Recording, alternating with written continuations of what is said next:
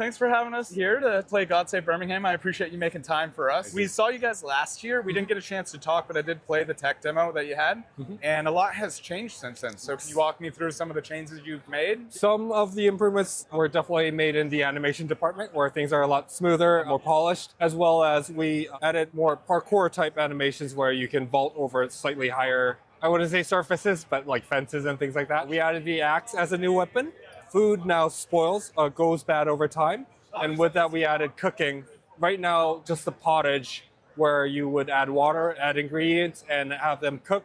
And then you can actually ladle it into a bowl and then have it later as well. Well, I can say that it did feel a lot tighter. The animations looked a lot better. The jumping mechanic felt really good. I was able to jump like a little bit of a gap from a second story balcony over to like a broken roof, which was really cool. The axe was a really cool new weapon. Dismemberment was really fun. I love to see that in video games. It's just, it adds a level of realism and enjoyment, right? You knock a zombie down and smash their skull and stuff like that. So, a lot of fun there. The team has recently grown. You've added some new talent, I guess, and you've gone from 2 to 20 people. Yeah, it gradually grew in size over the span of a little over a year. Do you have a demo coming out soon? We actually do have pre-alpha coming in October. We have the signups up on our Steam store page. You can find a news post on it where we have a Google Forms. It serves partially as a tech demo, and we want to make sure that people have a pleasant experience. So we do ask for computer specs since we're only in pre-alpha at the moment. So we want to make sure it doesn't come as a janky experience for our players. Yeah, and I think it's important that players understand development to a sense of like, hey, it's early. Like, it's gonna have some jank, there's gonna be crashes, things like that, and that's to be expected, right? Thank you. So going into it with, I guess, a little bit of grace, right? Yes. So currently there's single player mode, and you have designs to add co-op during alpha? Probably not during alpha, but for early access, we are thinking of adding online co-op. And then the scope of the game, from what I recall last year, it takes place in Birmingham, and it's basically you versus the world kind of thing. Pretty much the entire town has turned into zombies. So we are hoping to recreate the entire town of Birmingham. Right now, the demo you played has about a quarter of it. For early access, we hope to have the entire town ready. Based off of our research, the town's population back then were about 3,000 people.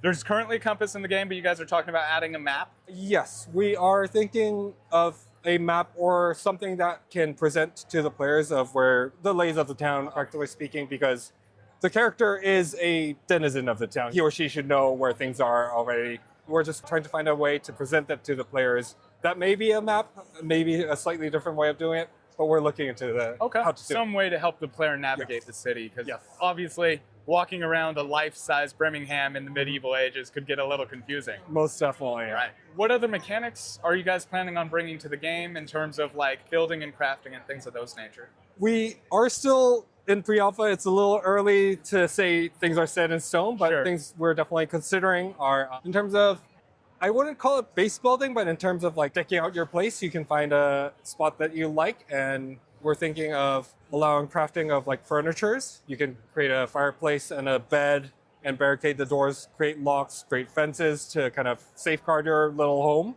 We're also gonna have, for lack of a better way to put it, durability system where like blade of an axe can go dull and you'd have to sharpen it.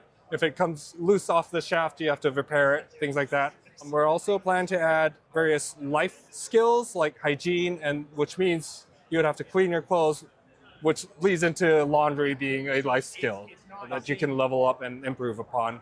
And then we're also looking into various other like mental stats and statuses, potentially guilt, because everyone you're killing around you are your neighbors. Oh, that's a fair point. You know, these are the people that you potentially grew up with. Exactly, right? So I didn't even consider that angle. That's very cool. That's very cool.